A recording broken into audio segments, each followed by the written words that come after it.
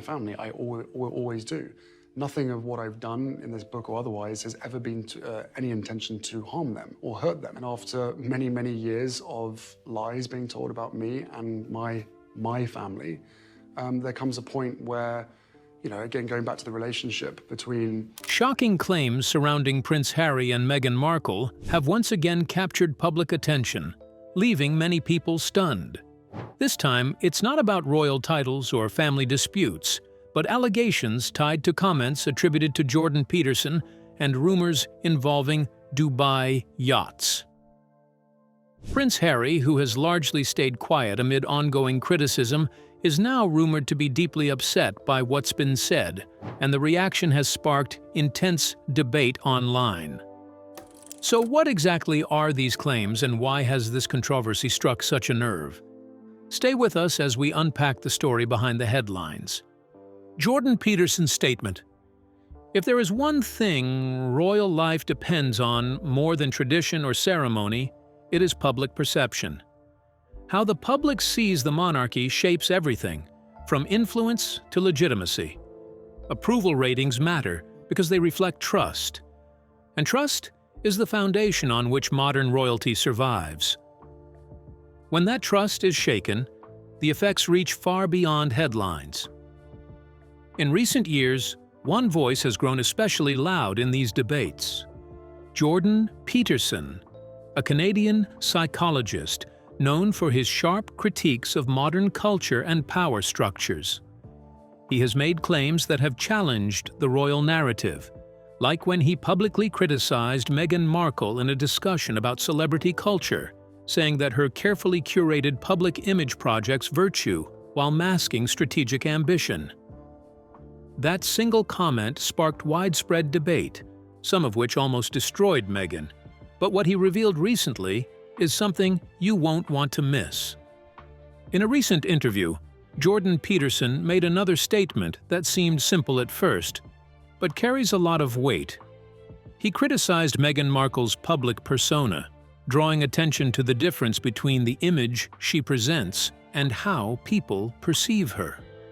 Even one comment like this can shift the conversation. It makes people ask, who is Meghan Markle beyond the headlines, beyond the official narrative, beyond the carefully constructed public image?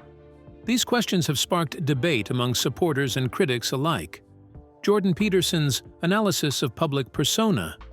Peterson has spent decades studying human behavior, archetypes, and the psychology of influence. When he talks about hypocrisy, he does not mean it as a personal insult. Instead, he sees it as a force that affects both the individual and society. It can erode trust, shape perceptions, and influence how people respond to public figures. Applying this lens to Meghan Markle, Peterson highlights a tension between her feminist advocacy and the way she has interacted with power and privilege. He points out that Meghan presents herself publicly as someone standing up to injustice, but at the same time, she operates in circles of influence and wealth. The tension between these two realities has become a major topic of discussion. Can someone genuinely advocate for equality while also benefiting from elite systems? This question extends beyond Meghan herself.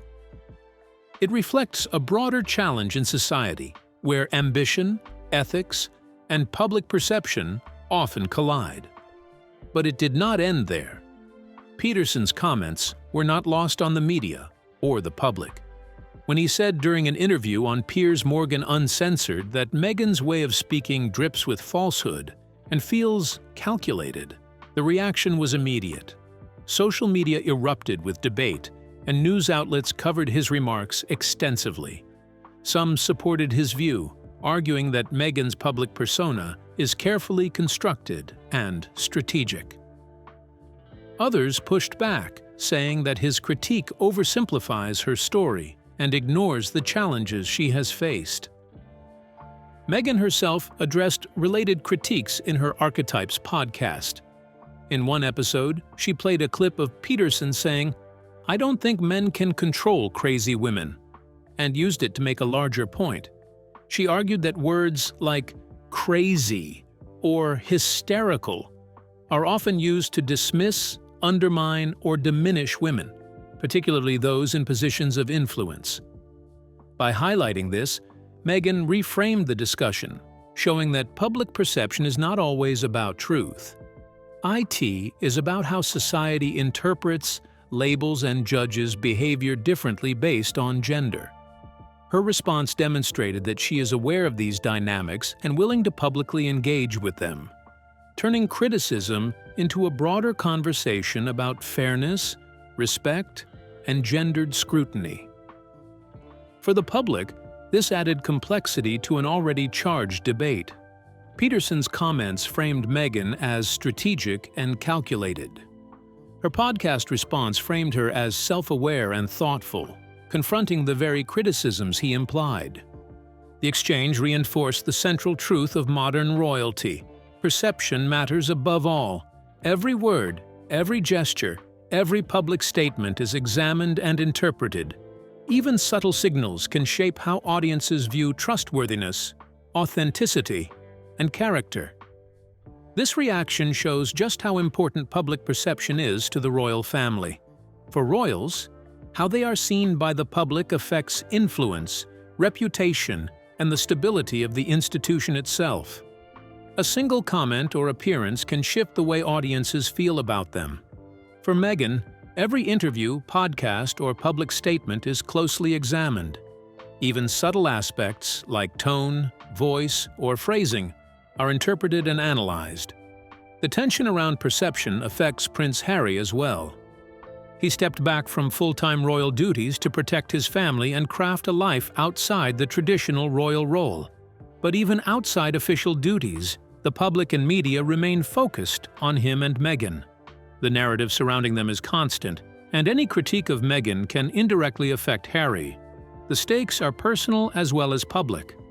What the public believes about Meghan can influence how they view Harry, his decisions, and even the monarchy itself. Peterson's critique highlights a larger truth. Communication matters. How a public figure speaks, the tone they use, and the messages they convey all shape perception. When a public figure is under constant scrutiny, every word becomes part of a broader story about their character, motives, and values. For Meghan, critics argue that her communication style can seem calculated or performative. Supporters argue that it is strategic and deliberate, a way to manage narrative in a world where every statement is dissected. Public perception is not just about truth or facts. It is about trust, interpretation, and resonance with the audience. The monarchy has long understood this. Approval ratings, headlines, and public commentary are forms of social currency. When trust is strong, the monarchy's influence is secure. When it falters, criticism spreads quickly, and perception can dominate reality. The discussion around Meghan Markle is about more than one person. It touches on how influence, media, and public perception intersect in the modern era. For anyone in the spotlight, balancing authenticity with strategy is difficult. Expectations are high, and mistakes or missteps are amplified.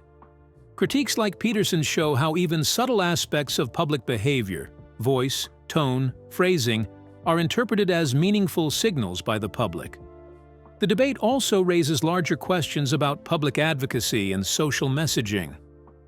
When a prominent figure speaks about fairness, equality, or empowerment, audiences pay attention. If critics perceive a gap between words and action, the discussion can become intense. For Meghan, this means that every public appearance carries scrutiny, and her every word can be analyzed for consistency, intent, and authenticity. Jordan Peterson's remarks about Meghan Markle are more than a critique of speech. They provide insight into how public perception works and why it is central to modern royalty. They remind us that public figures must constantly navigate the tension between personal goals, public messaging, and societal expectations. What makes this statement even more damaging is the timing. It comes at a moment when Meghan is already facing major changes in her professional life. With key projects under pressure and public scrutiny growing, the impact of Peterson's words could not have come at a worse time. Stay with us as we explore how this statement is affecting Meghan's work and what it could mean for her future. The impact of Peterson's words. The impact of recent criticism can be felt in how much has begun to unravel around Meghan's professional world, starting with the first major crack which appeared in podcasting. You see, Meghan's deal with Spotify was meant to be a long-term partnership, one that would position her as a serious voice in the media. The launch of Archetypes initially suggested success. In the beginning, Archetypes seemed like a hit. Meghan Markle's first solo podcast debuted to strong numbers, topping Spotify's podcast charts in more than 6 countries, including the United States and United Kingdom, even briefly surpassing the Joe Rogan Experience. Spotify reported that the series contributed to substantial listener growth, with Archetypes averaging more than 1 million listens per episode and topping 10 million total listens during its run. But the story took a turn. After just 1 season, the exclusive Spotify deal ended, and the show did not return, a marked contrast to the early chart success. The message was unmistakable. The partnership had not delivered what the platform hoped for. The situation became even more damaging when a senior Spotify executive publicly criticized the arrangement, describing it as unproductive. In the entertainment world, where relationships are often protected behind closed doors, such a comment carried weight. It suggested frustration, not just separation. While no official figures were released showing exact losses, industry analysts noted that high-value media contracts are typically tied to output. Fewer episodes mean less return. For Meghan, the end of the Spotify deal signaled more than a canceled podcast. It marked the first visible failure in her attempt to build a lasting media empire. Attention then shifted to Netflix. The Sussexes' deal with the streaming giant was announced with enormous fanfare. It was positioned as a creative partnership that would produce documentaries, scripted content, and lifestyle programming. Their documentary series, Harry and Meghan, initially performed well, drawing global attention and strong early viewership. But that success proved difficult to repeat. Meghan's later Netflix project, With Love, Meghan, failed to maintain momentum. Reviews were mixed, and audience engagement dropped quickly. The show did not become a breakout hit, nor did it establish Meghan as a must-watch figure in the lifestyle space. Netflix did not publicly cancel the project, but the lack of follow-up announcements spoke quietly but clearly. In streaming, silence often says more than statements. At the same time, Meghan's move back into podcasting with a smaller network reflected a shift in position. After Spotify, she signed with Lemonade Media, a respected but far less powerful platform. The podcast Confessions of a Female Founder received modest attention but did not dominate charts or headlines. Critics described it as unfocused, and listener response was mixed. This transition mattered. In media, moving from a global giant to a smaller platform is not necessarily failure, but it often signals reduced leverage. It suggested that Meghan's negotiating power had weakened. Her lifestyle brand followed a similar pattern. The initial launch generated excitement, with products reportedly selling out quickly. But analysts pointed out that limited stock can create artificial urgency. Long-term success depends on sustained demand, consistent delivery, and clear brand identity. As weeks passed, questions replaced excitement. Was the brand scalable? Was the vision clear? Would consumers return? No public financial statements confirmed losses, but uncertainty alone can slow growth. Partners hesitate, investors pause. Momentum fades. Taken together, these developments painted a picture of erosion. Not collapse, but gradual weakening. Deals became smaller. Projects became shorter. Public enthusiasm became divided. the image of effortless success began to crack. And this is where the story gets more intense. You see, public figures build careers on trust. Trust that their message is consistent. Trust that their ventures will last. Trust that institutions they create are stable. When projects fail or underperform, that trust begins to thin. Not dramatically at first, but steadily. This loss of momentum affected more than media output. It reshaped how Meghan was viewed by potential partners, donors, and collaborators. Influence depends on results. Without results, influence fades. And once influence weakens, everything connected to it comes under closer inspection. That is when attention shifted to Archewell. Archewell was never meant to be just another project. It was supposed to be the foundation beneath everything else. Created in 2020 after Meghan and Harry stepped away from royal duties, Archewell was designed to support charitable work, media initiatives, and advocacy under one unified vision. It was presented as a new model, part charity, part creative hub, part moral compass. The foundation launched with significant funding, including a large early donation that allowed it to hire staff and establish operations quickly. Expectations were high. Archewell was meant to demonstrate leadership, responsibility, and purpose.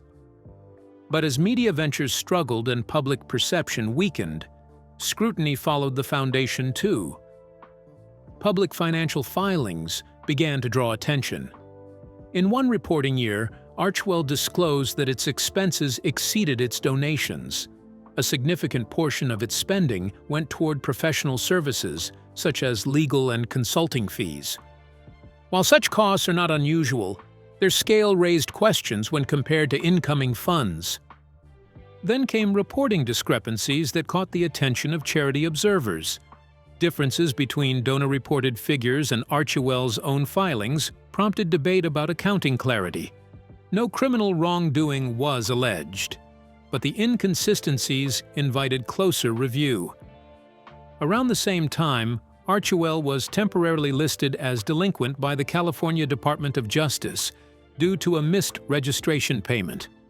Representatives for Harry and Meghan explained that a check had been sent but not received, and that the issue was corrected once discovered. Still, during that period, the foundation was restricted from fundraising activities in the state. Individually, each issue might have been manageable. Together, they suggested strain. And that is the key point. Archewell did not come under pressure in isolation. It became vulnerable because everything else around it was already unstable.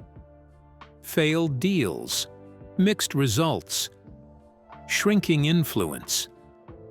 When the outer structure weakens, the foundation is no longer protected. This is why Archewell now matters more than ever. It is no longer just a charity. It is a test of whether Meghan's post-royal vision can withstand sustained scrutiny. After everything else cracked, now even the foundation is shaking. But even with all the setbacks in her media projects, the part of Peterson's statement that lands hardest involves how Meghan is perceived beyond contracts and launches. Among certain media circles and online commentators, she has been labeled a yacht girl. This phrase refers to her reported involvement in elite social circles prior to her engagement to Prince Harry, including networking on luxury yachts in the Middle East. It is not a legal accusation, nor a criminal claim, but it carries a symbolic weight that touches on image, influence, and ambition. According to various reports, these trips involved meeting wealthy investors, philanthropists, and business figures. Some describe them as opportunities to promote causes, while others frame them as strategic networking within circles of immense global power. The label "yacht girl" is often used to suggest that she was comfortable in these high-stakes, exclusive environments long before her royal life began. It reinforces the tension Peterson highlighted. Someone who now criticizes certain systems of wealth and privilege was once moving within them herself. For the public and critics alike, This perception compounds the narrative of inconsistency. It is one thing to experience professional setbacks or failed projects. It is another to have a personal history that critics claim contradicts the image presented today. This dual pressure, professional and symbolic, adds to the scrutiny surrounding Meghan. Even with financial losses, canceled deals, and mixed reviews, what really amplifies Peterson's commentary is how these stories reinforce a public image already under examination. Observers are left weighing her ambitions, her past networks, and her current role in the spotlight. Now, with this, one can only help but wonder, what does the future hold for Meghan, and how is her husband, Prince Harry, reacting to all of this? Let's find out. What the future holds for Meghan Markle, and Harry's reaction to recent happenings. When the question of what the future holds for Meghan Markle comes up, what one might see is uncertainty. Life is never guaranteed. No matter how high-profile or ambitious someone is, setbacks, criticism, and unexpected challenges are always possible. Yet while life cannot always be predicted, sometimes it offers clear signs of how someone might respond to adversity. In Meghan's case, one thing is obvious. She is not backing down. Peterson's statements, the fallout from failed projects, and even the persistent yacht girl label have not silenced her. Instead, these pressures appear to have pushed her to work harder, to rethink strategies, and to adapt in ways that show both resilience and ambition. Rather than retreating from public life or letting the criticism define her, Meghan has sought to control the narrative and take proactive steps. One of the clearest signs of Meghan's forward movement is seen in how she and Harry are involving their children, Prince Archie and Princess Lilibet, in meaningful experiences. In late 2025, the family of four partnered with the Archewell Foundation and Our Big Kitchen Los Angeles to volunteer in the community ahead of the Thanksgiving holiday. This was a special moment for the family. Meghan and Harry brought Archie and Lilibet to help prepare meals for those facing food insecurity.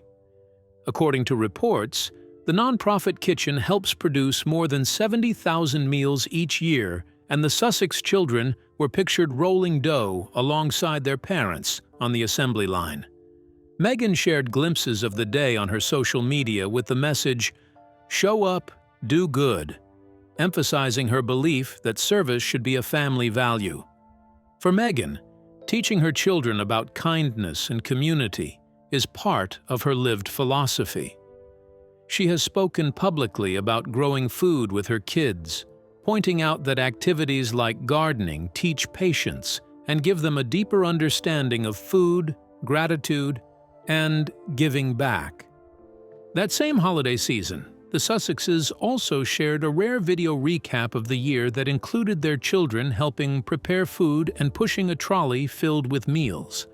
A visual reminder that family and service go hand in hand. These public family moments are more than just feel-good images. They show a deliberate effort to blend personal life with public purpose. In a world where Meghan's image has often been dissected, these moments present her not as a distant celebrity figure, but as a parent and a partner committed to teaching compassion and action to the next generation. And that's not all. Travel and cultural engagement have also been part of Meghan's recent life. In mid-2024, Meghan and Harry traveled to Nigeria, a country that holds personal significance for Meghan as part of her heritage, to support the expansion of the Invictus Games and to champion causes related to education and mental health. During the visit, the couple was welcomed at Lightway Academy in Abuja, where they interacted with students and participated in discussions around mental health awareness. Meghan spoke warmly about the children's creativity and curiosity, while Harry addressed the importance of breaking mental health stigma. Together, they helped launch a local mental health summit linked to their charitable efforts. The Nigeria trip was significant not just for the causes it highlighted, but for what it signaled about Meghan's role in international advocacy. She stood alongside Harry as an engaged partner in outreach, connecting with local communities and demonstrating a shared commitment to causes that matter globally. Their visit also extended into Lagos, where community programs and youth activities were part of the itinerary. In addition to volunteering and travel, Meghan continues to be recognized for her advocacy. In 2025, she and Harry were named Humanitarians of the Year at a high-profile gala in New York hosted by Project Healthy Minds. The award recognized their work to promote digital safety for families and youth, especially through initiatives like the Parents Network, which supports families affected by online harms. At that same event, Meghan stood out in a bold outfit and spoke about the importance of building a safer, more equitable digital world for children and families. Their appearance was widely covered in the press, not for controversy, but for the substance of their message. Another reflection of Meghan's focus on community and connection can be seen through the ongoing evolution of the Archewell Foundation. Recently, the organization announced a shift to a new structure called Archewell Philanthropies, designed to expand its mission and make it easier to manage global projects and partnerships. This change indicates a long-term view of impact, one that is broader than a single project or appearance. By building a philanthropic entity capable of global grant-making and support work, Meghan and Harry are signaling their intent to sustain and scale their efforts beyond momentary headlines. All of these activities, the family volunteer experiences, international visits, advocacy recognition, and organizational evolution, offer a view of Meghan that goes beyond narrative and criticism. They show a woman who is deeply engaged in the world around her, using her platform to connect, support, and inspire. Her involvement in community kitchens, educational outreach, and global initiatives are clear indications that she is focusing on influence in terms of empathy and action. But here comes the juicy part.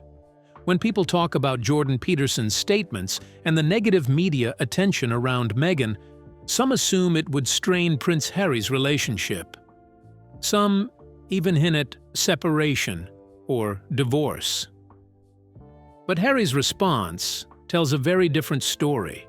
Instead of quietly distancing himself or growing cold, Harry has openly pushed back against those rumors. In recent interviews, he made light of the constant speculation, pointing out that tabloids have repeatedly claimed many different things about their life, including changing houses many times and even suggesting they were on the verge of splitting up. He answered with calm humor, making it clear that these stories are more about sensational headlines than reality. What stands out is not just the words he used, but the tone. Harry didn't sound defensive or worried. He sounded grounded. Rather than letting negative speculation take root, he treated it as noise, something that happens when a couple lives their lives in public.